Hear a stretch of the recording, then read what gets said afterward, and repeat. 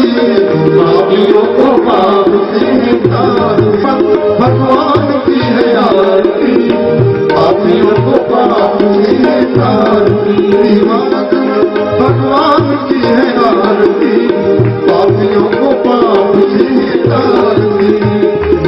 ये सामने वाला सात्विक पावन पुनीत पापों को मिटाने वाली, पापियों को पाप से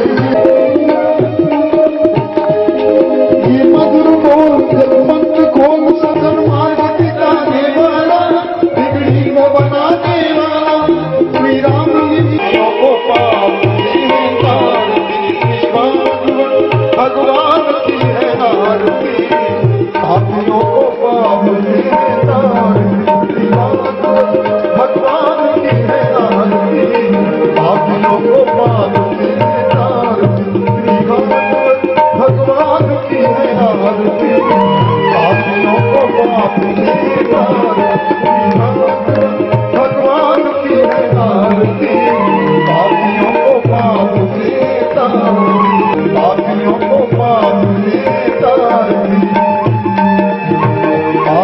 को पाप से तारती, भगवान की है आरती, पापियों को पाप से तारती, पापियों को पाप से तारती, पापियों को पाप से तारती। भगवान के बिहारी लाल की जय, भागवत भगवान की जय, काशी विश्वनाथ की जय, वीर बजरंगी जय, सिद्ध बाबा की जय। जय जय श्री राधे, जय श्री राधे।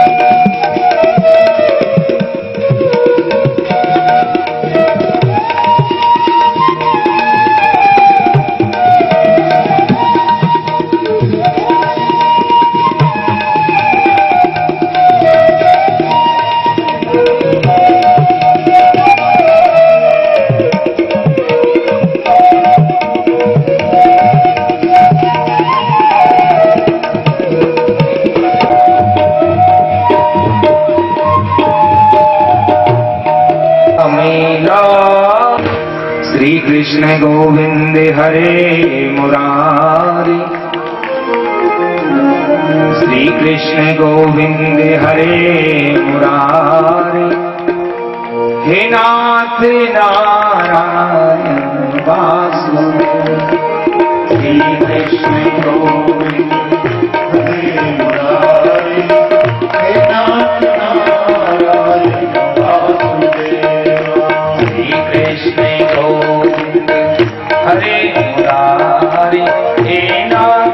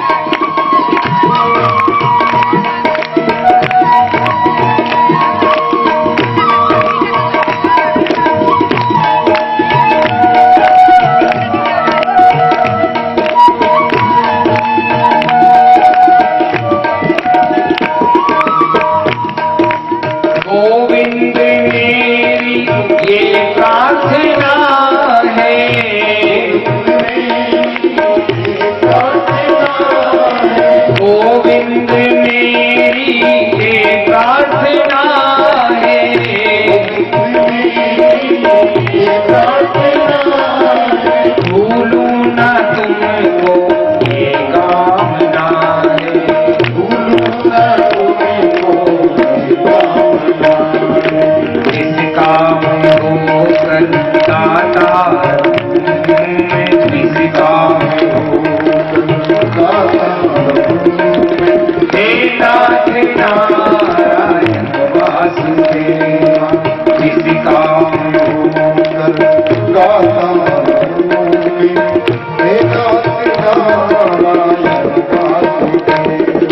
श्री कृष्ण गोविंद हरे मुरारी, हे नाथ नारायण वासुदेवा।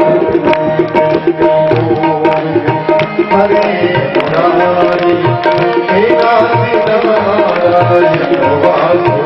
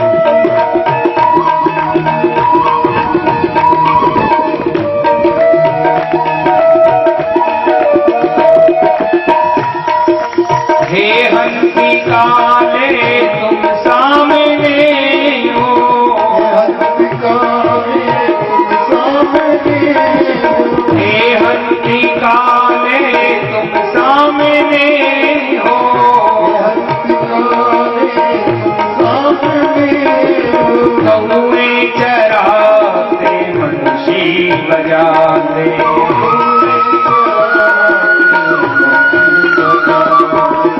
आता यही मैं तन्ना आता यही मैं तन्ना प्यार हे नाथ नारायण वासुदेव आता यही मैं तन्ना प्यार हे नाथ नारायण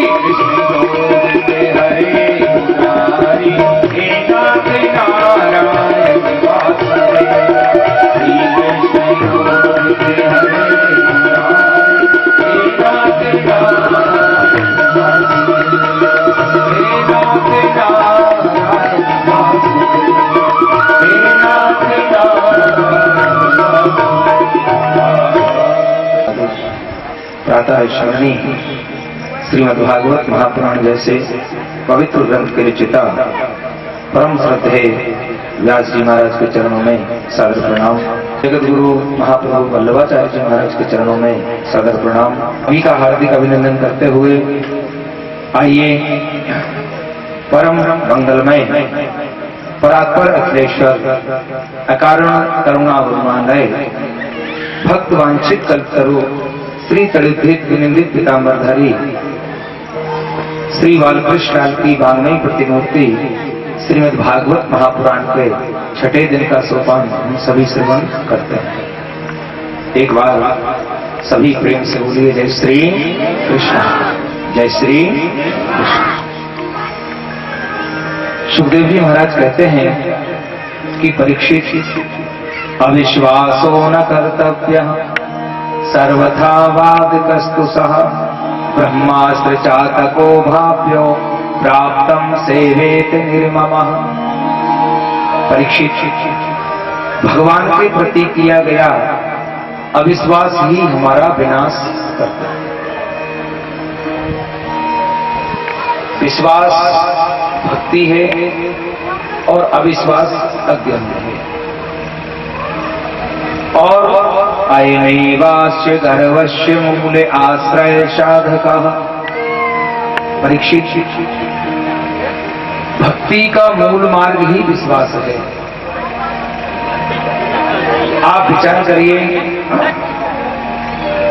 भगवान तो भगवान है, केवल विश्वास का विषय है। लेकिन जिस घर में भी विश्वास नहीं होता वो घर नष्ट हो जाता है। एक भाई अपने भाई के प्रति अगर विश्वास नहीं करे, एक पिता अपने पुत्र के प्रति विश्वास नहीं करे, एक पत्नी अगर पति के प्रति विश्वास नहीं करे, तो फिर वो घर भी नष्ट हो जाता है। इस जगत में जीव को अगर सुख से रहना है तो उसे विश्वास अवश्य करना चाहिए। और भगवान के प्रति तो ऐसा विश्वास होना चाहिए, सा रक्षित रक्षति यो ही गर्भे। परीक्षित, जिसने हमारी गर्भ में रक्षा की है वो ही हमारी अब रक्षा करेंगे। चतुराई से काम नहीं चलता। भगवान की भक्ति में सुखदेव जी महाराज कहते हैं कि श्रीमद् भागवतो वार्ता प्रत्यक्ष कृष्ण में भी। परीक्षित, भगवान की कथा ही भगवान है। वर्तमान परिवेश में जो भगवान की कथा है, जब हम बोलते हैं जय श्री कृष्णा, वही भगवान है। भगवान के प्रति पूर्ण विश्वास, पूर्ण समर्पण, पूर्ण निष्ठा ही भगवान है। जब दांत नहीं तब दूध दियो, दांत दिए तो अन्न भी देगो। जल में, थल में, पशु पक्षी में सबकी सुधि गई है, तेरी लेगो। जान को देख, जहान को देख, अजान को देख वो तो को देगो। और रेमन मूर्ख सोच करे क्यों, सोच करे कछु हाथ। भगवान की जब कृपा होती है तो झोपड़ी में भी शांति मिल जाती है, और जब भगवान की कृपा नहीं होती है तो बहुत बड़ी हवेली में भी अशांति रहती है। परीक्षित, धन केवल जगत को आकर्षित कर सकता है, संपत्ति केवल जगत को प्रभावित कर सकती है, लेकिन उस परमात्मा के प्रति तो सच्चा प्रेम ही उसे प्रभावित कर सकता है।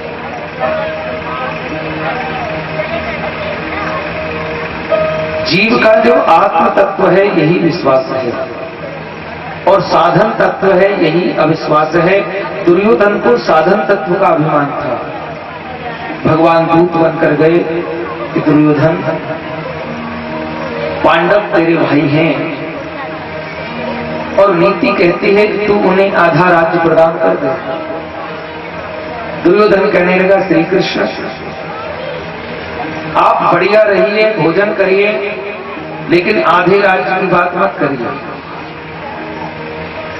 तो भगवान कहने लगे कि आधा राज्य नहीं तो कम से कम 5 गांव ही उन्हें दे दे, ताकि एक एक गांव में वो अपना जीवन निर्वाह कर सके। दुर्योधन कहने लगा कि सूच्य अग्रे नहीं विदास्यामि बिना युद्ध केशव। हे श्री कृष्ण, तुम कैसी बात करते हो? अरे बिना युद्ध के तो मैं सुई की नोक के बराबर भी उन्हें नहीं दूंगा। भगवान उठकर चलने लगे। दुर्योधन कहने लगा, केशव आप ही के लिए भोजन बनवाया है, बड़ा सुंदर भोजन है। भगवान हंसने लगे कि जो अपने भाई को 5 गांव नहीं दे सकता वो मुझे क्या भोजन कराएगा।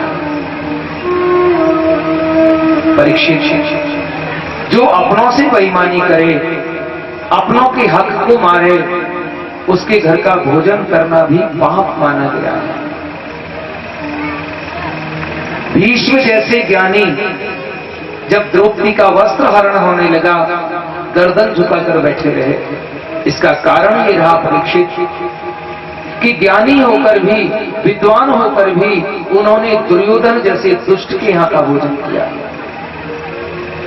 किसी कुकर्मी का, दुष्ट का आप भोजन करते हो तो आपकी वाणी को लगाम लग जाता है।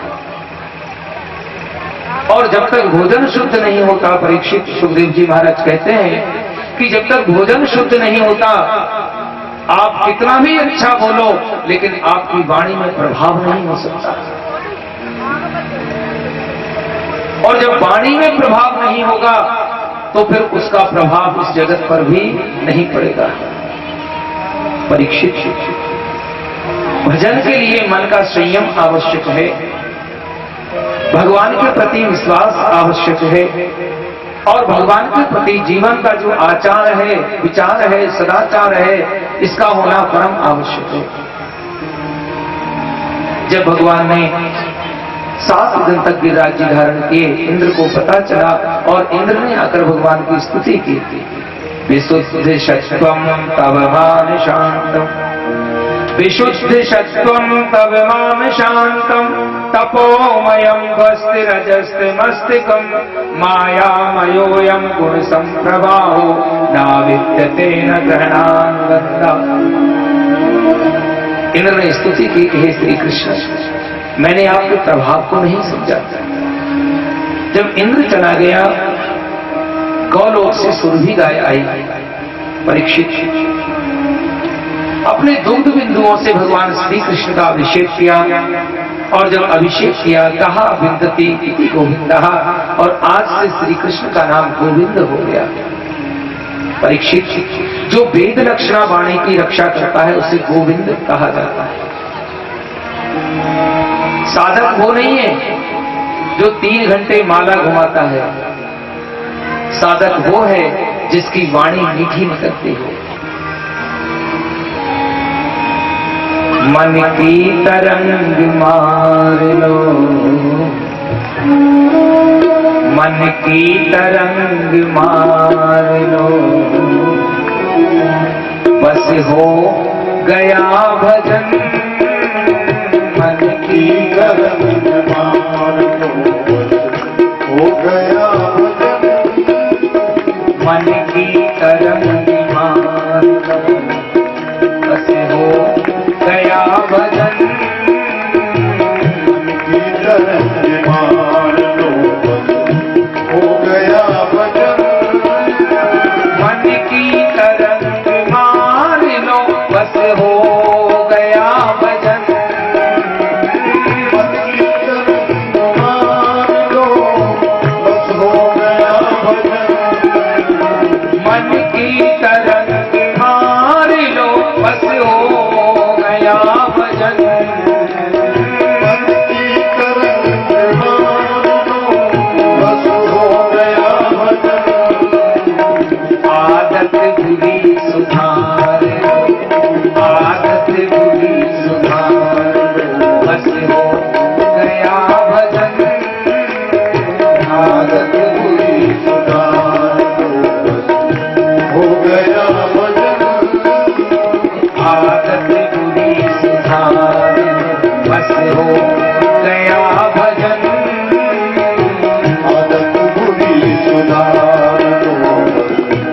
गया भजन मन की तरफ मान लो।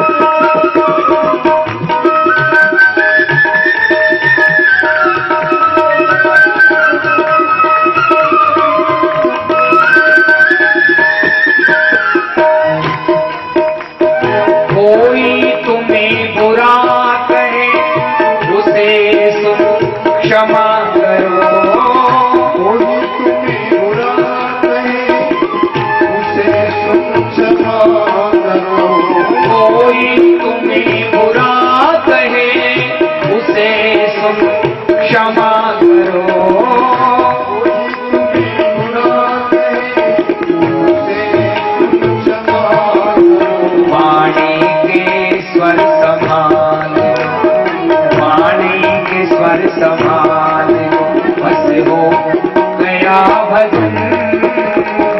वाणी के स्वर समान हो गया भजन। मन की तरंग मार लो बस हो गया भजन। मन की तरंग मार लो बस हो गया भजन। मन की तरंग मार लो बस हो गया भजन। मन की तरंग मार लो बस हो गया भजन। आदत बुरी सुधार, आदत बुरी सुधार बस हो गया भजन। आदत बुरी सुधार बस हो गया भजन। बस हो गया भजन। बस हो गया भजन।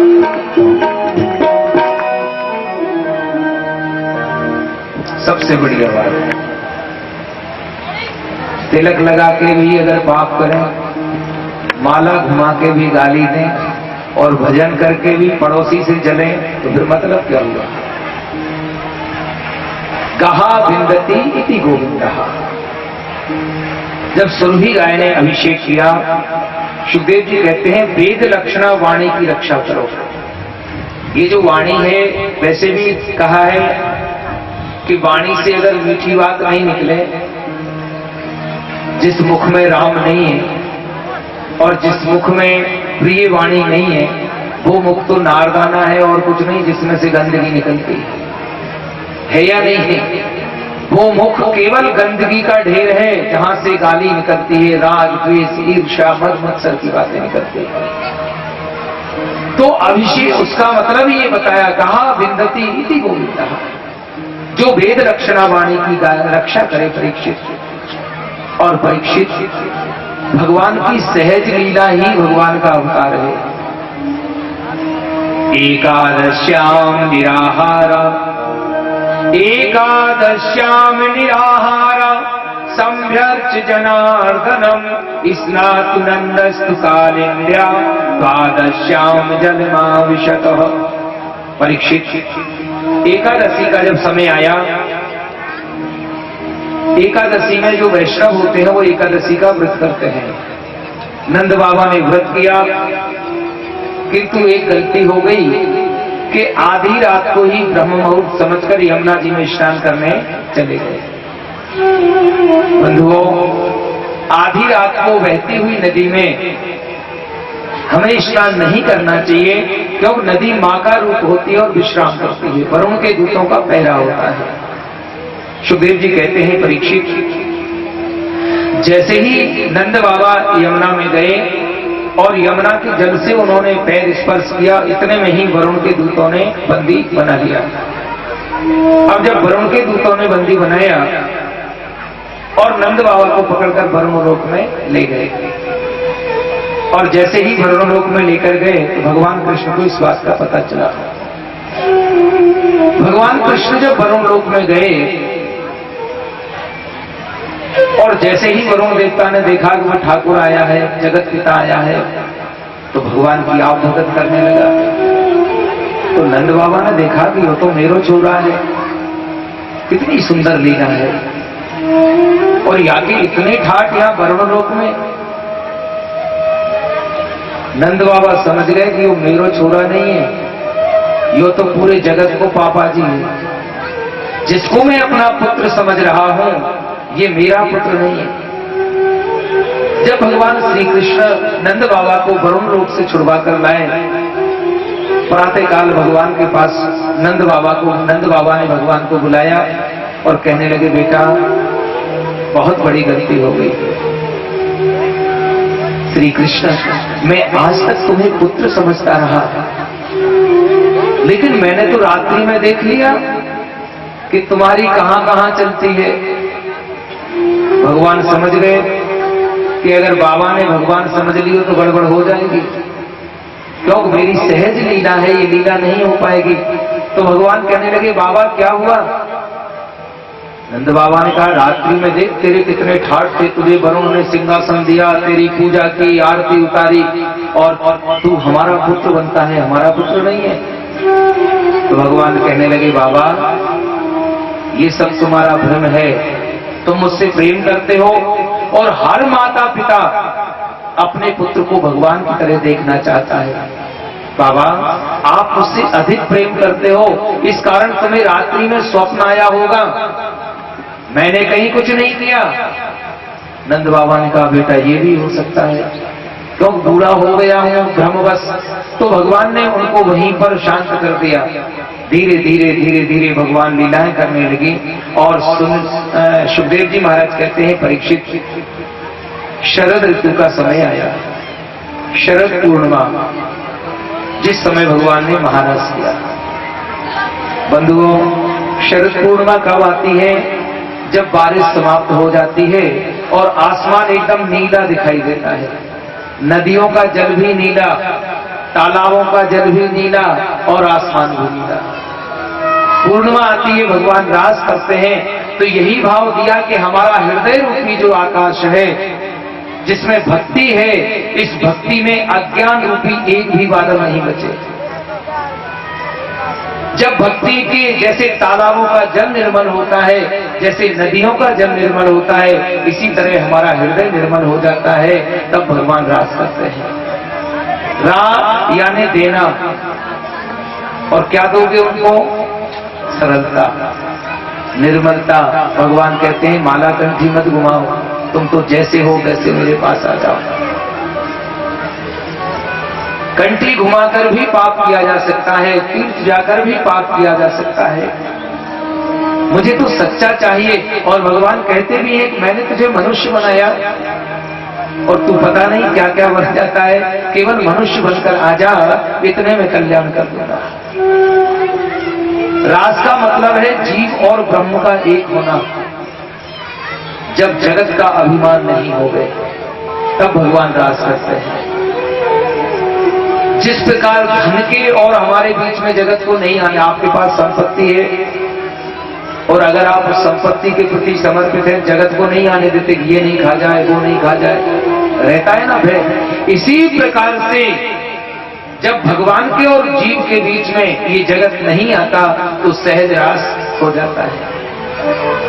शरद पूर्णिमा की रात्रि थी और सुखदेव जी कहते हैं भगवान पीता रात्रि, भगवान पीता रात्रि, सरदोत फुल मल्लिका, वीक्षरन्तु मनश्चक्रे योग माया उपाश्रिता।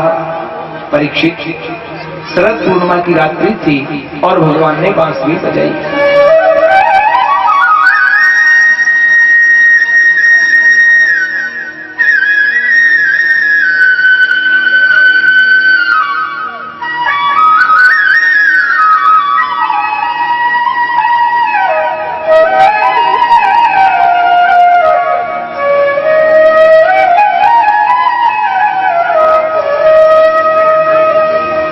तेरी मुरली पे जाऊं बलिहार रसिया, तेरी मुरली पे जाऊं बलिहार रसिया, मैं तो नाचूंगी तेरे दरबार रसिया। सभी बोलिए, रास का भाव हम सभी समझेंगे।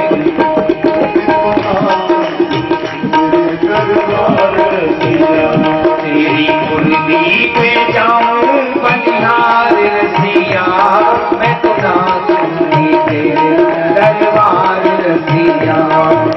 मुरली पे जाऊं बलिहार रसिया, तेरे दरबार रसिया।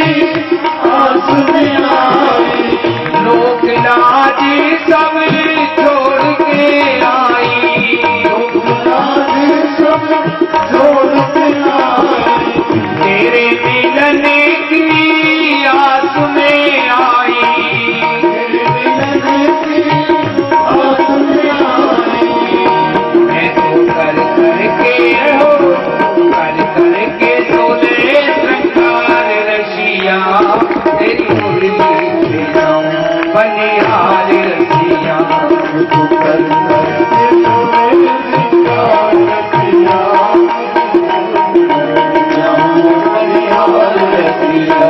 तेरी मुरली पे जाऊं बलिहार रसिया मैं सुना दूंगी तेरे दरबार रसिया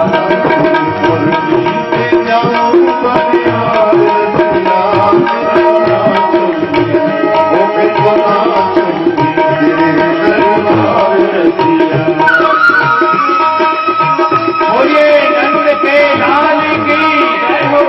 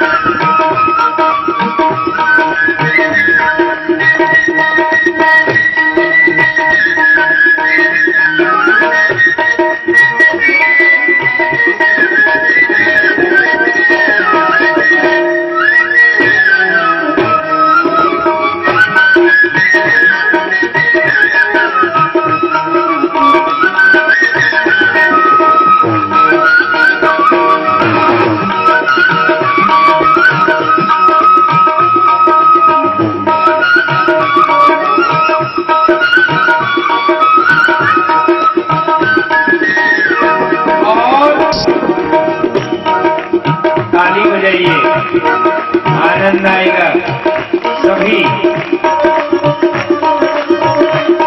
यशोदा मैया मेरी, यशोदा मैया मेरी सास लगते हैं, यशोदा मैया मेरी सास लगते हैं, यशोदा मैया मेरी सास लगते हैं,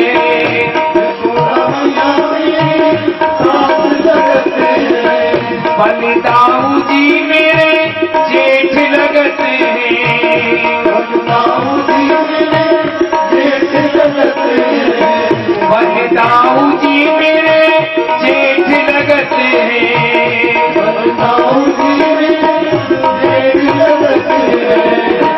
अब ही तो मेरो करतार रसिया मैं सुना दूंगी दरबार रसिया।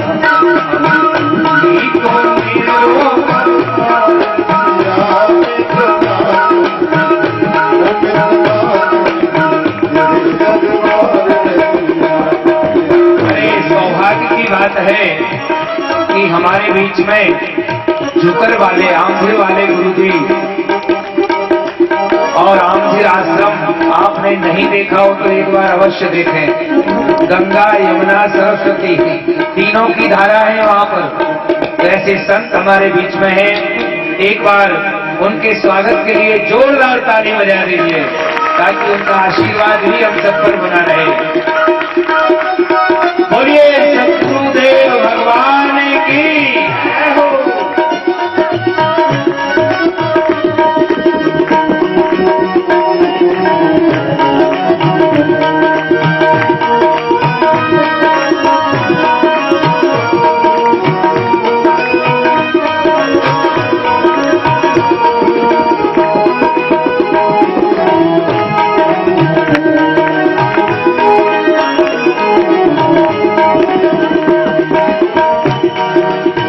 यशोदा मैया मेरी सास लगते हैं, यशोदा मैया मेरी सास लगते हैं, बलिदाऊ जी मेरे जेठ लगते हैं, बलिदाऊ जी मेरे जेठ लगते हैं, यशोदा मैया लगते हैं, यशोदा मैया मेरी सास लगते हैं, बलिदाऊ जी मेरे जेठ लगते हैं, बलिदाऊ जी मेरे जेठ लगते हैं। अब तू ही तो मेरो करतार रसिया मैं सुना दूंगी तेरे दरबार रसिया।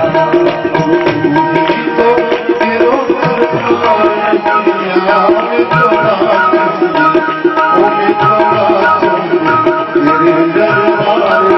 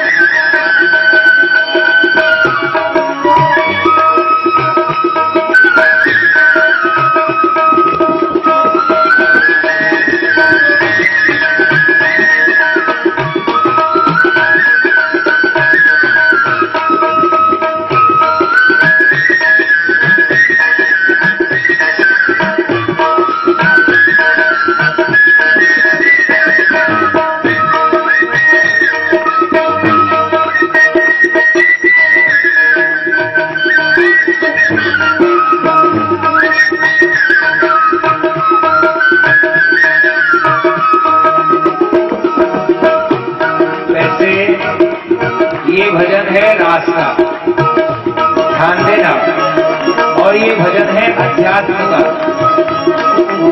आत्मा जब उससे मिल जाती है ना, और इसे समझना उतियन से मैंने मांग समारी, उतियन से मांग समारी, उतियन से मैंने मांग समारी,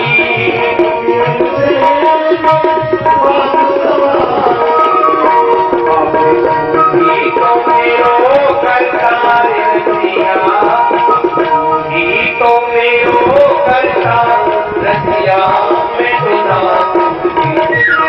दरबार रसिया, तो मेरो करता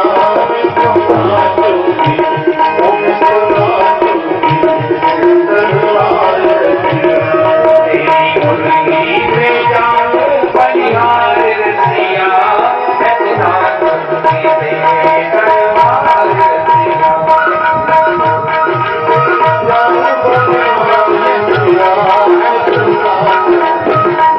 दरबार रसिया। तेरी मुरली पे जाऊं बलिहार रसिया, मैं बिना दरबार रसिया, दरबार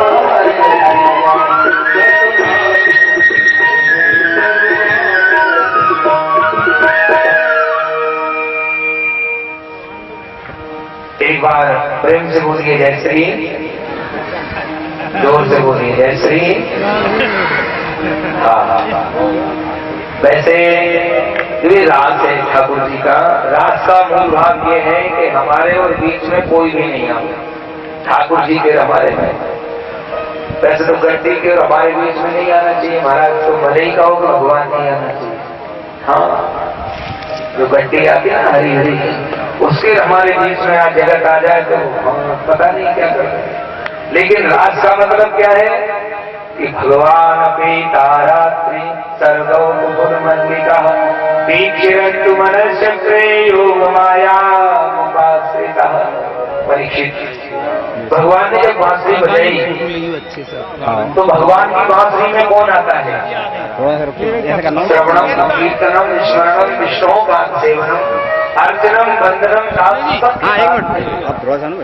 नवदा भक्ति में दूसरी भक्ति है बांसुरी, श्रवणम और कीर्तन। कीर्तन का मतलब क्या होता है कि उसकी कीर्ति अगर स्तन को सुनाई दे जाए तो फिर कीर्तन रुके नहीं। एक बार सबको ले लो सामने में। पता चल गया कि कथा हो रही है, किसकी है, कैसी है, क्यों कथा ना छोटी है ना बड़ी है और ना किसी महाराज की है, कथा ठाकुर है या नहीं। तो अगर आपको पता चल गया कथा है और ये स्तन रुके नहीं तो फिर तुम भी तो गोपी हाल का पैदा हुआ है, वो भी लाठी लेकर ही भागेगा। फिर जीवन में शांति कहाँ से आएगी? विचार करिए। जहाँ जाना चाहिए वहाँ तो समय नहीं है, और जहाँ नहीं जाना चाहिए वहाँ भोजन करते करते भागे के लिए भोजन छोड़ते, तो फिर गड़बड़ होगी या नहीं होगी? विचार कर लेना। कोई संत आवे, कोई कथा होवे, भगवान का कोई भी काम हो, भोजन करते करते भागो उस तरफ, जीवन में कभी कष्ट नहीं होगा। जब भगवान ने बांसुरी बजाई तो गोपियों को इतनी शीघ्रता लगी कि एक हाथ में काजल और दूसरी में डाली लगा दी।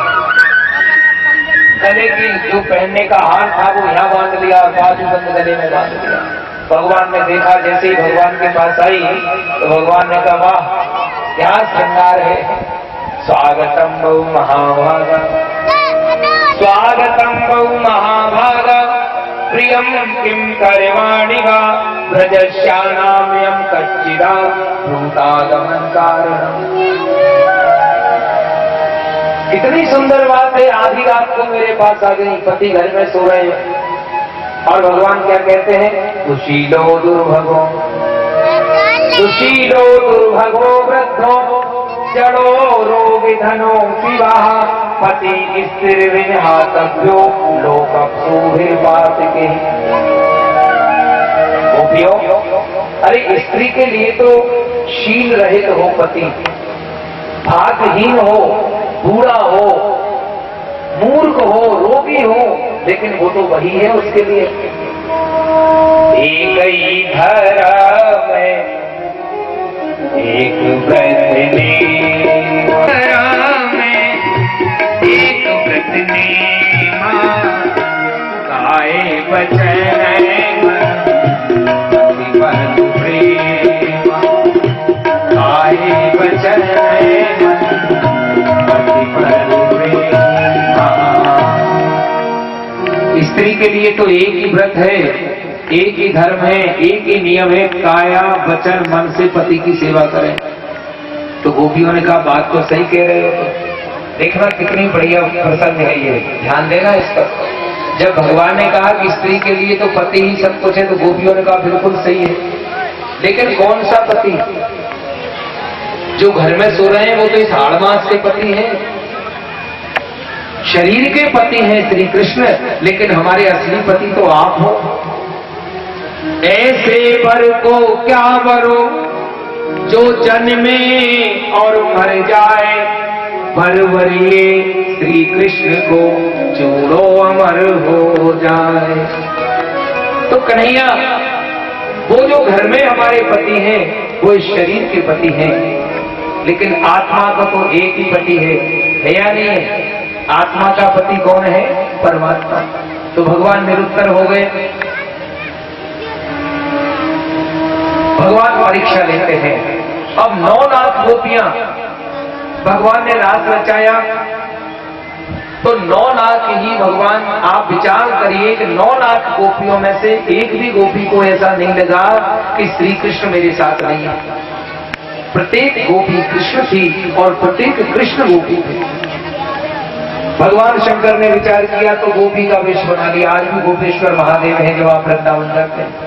वैष्णव कभी भी भगवान के यहाँ जाने से नहीं रुकता, लेकिन उन गोपियों को ये अभिमान हो गया कि ओहो मैं सुंदर हूं इसलिए मेरे साथ हैं, मेरे वस्त्र अच्छे हैं, मेरे आभूषण अच्छे हैं।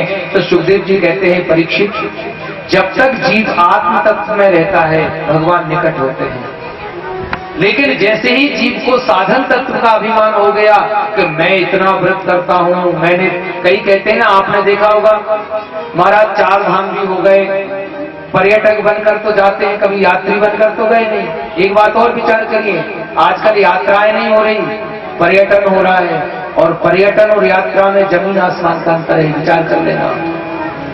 यात्रा का मतलब होता है तीर्थ में जाकर भजन करो, संतों का आशीर्वाद लो, लेकिन पर्यटन का मतलब होता है तीर्थों में जाके फोटो खिंचवाओ, घरे बताएंगे, और वहीं से फिर मोबाइल कर दो। चिंता मत करो, वही काम करना जो हम छोड़ के आए थे। कैसे काम चलेगा? फिर तो पर्यटन हुआ या नहीं हुआ? तो जीव को जब साधन तत्व का अभिमान हो जाता है, जीव को ये लगता है कि मेरा साधन है, भगवान उसी क्षण उनसे बीच से अंतर ध्यान हो जाते हैं। जब गोपियों को ये लगा कि अरे मैं सुंदर हूं, मेरे साथ है, तो भगवान अंतर ध्यान हो गए। गोपी गीत के 19 श्लोक श्रीमद् भागवत में लिखे, गोपिन की छवि दीन भई है, तेरत तेरत रात गई है, असुवन से मुख धोए लियो है, काजल से मुख लेप लियो है, रोवत धावत आस लगावत, कैसी घड़ी है श्याम न आवत, अभिमान के अंश ले से भये तब, प्यारे प्यारी एक भये। गोपी गीत। जयति तेधिकम जन्मिना व्रजा, जयति तेधिकम जन्मिना व्रजा, श्रियत इंदिरा सस्वेदत्रहि, दयति दश्यताम दिक्षुताविका, स्तवैधता सस्वताम विचिन्वित है। 19 श्लोक हैं गोपी गीत के, और ये 19 श्लोक जो हैं कनक मंजरी छंद के हैं। कनक कहते हैं सोने को, और कनक कहते हैं धतूरे को। धतूरा खा लो तो इधर उधर टहलोगे या नहीं टहलोगे, और सोना पहन लो तो पूरे बटन खोल के रखोगे कि हमारे जैसी लड़ी तो किसी के पास है ही नहीं। एक अंगूठी 98 भर की हो तो यूं उंगली रहेगी नीचे। तो सोना पहनकर नशा देता है, धतूरा खाकर नशा देता है, लेकिन भक्ति का तो नशा वो है जो ना खाना पड़ता है ना पहनना पड़ता है। कनक मंजरी छंद के हैं 19 श्लोक। अब गोपियों को ये लगा कि भगवान अंतर ध्यान हो गए, लेकिन भगवान कभी दूर है क्या? एक बात और विचार करिए, भगवान अंतर ध्यान तब होते हैं जब हमें ये अभिमान हो जाता है मेरा तिलक जोरदार होगा, मेरी कंठी अच्छी है, मेरे कपड़े अच्छे हैं। भगवान कहते हैं देखता रहे, इन्हीं को मैं नहीं हूं तेरे पास।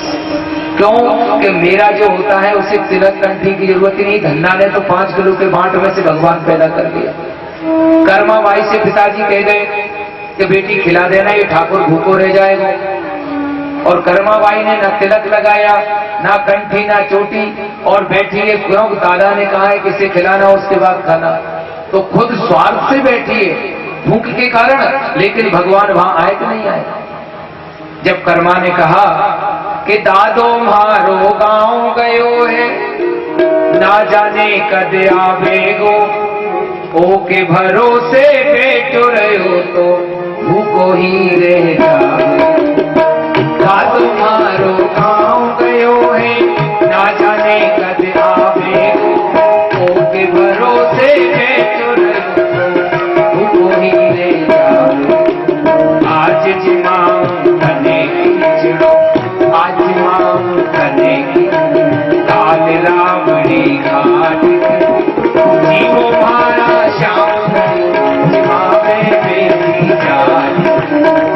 आज जिमाऊं तने रावणी घाट जीवो मारा श्याम जिमावे बेटी जान।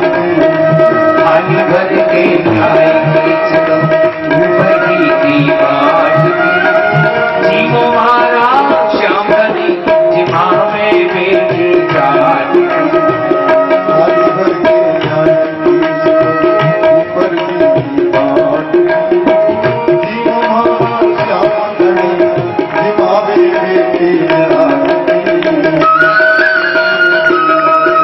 बोलिए भक्त और भगवान की।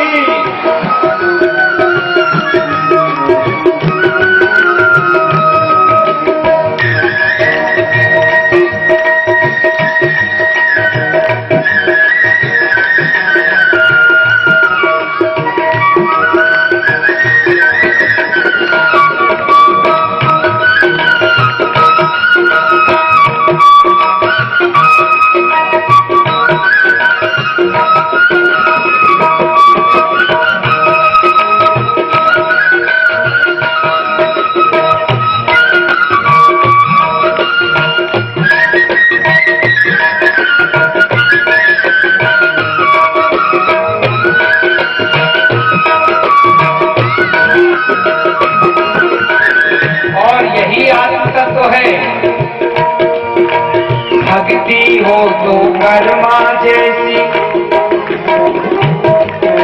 कैसी होना चाहिए? सच्ची। जीव लो